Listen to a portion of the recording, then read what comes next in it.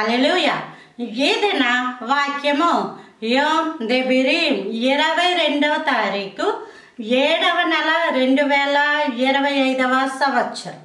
మన దేవుడు ఇస్తున్న చక్కటి మాట మార్కు సువార్త 9వ అధ్యాయం 23వ వచనం.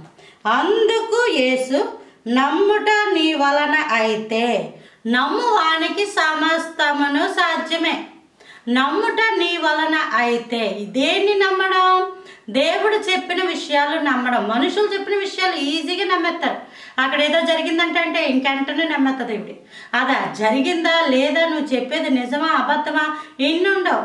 అపవాది అవ్వమ్మతోటి లేదు ఆ పండు తిని నువ్వు చాలా బాగుంటావు, నిశ్చయంగా చావనే చావరు, దేవదూతల్లో ఉంటారంటే అవునా నిజమా అని అన్నదా? అనలేదు, వెంటనే నమ్మేసి తినేసింది. అంత మంచిదైతే దేవుడే ఇస్తాడు. మంచివి ఇచ్చే గొప్ప దేవుడు ఆయన. మంచివి మనకేవి మంచివో ఆయన ఇస్తాడు. మనుష్యుల మాటలు నమ్మడానికి ఆధారాలు అక్కర్లేదు. సాతానుడు లేదా అపవాది చెప్పిన మాటలు నమ్మడానికే ఆధారాలు అక్కర్లేదు.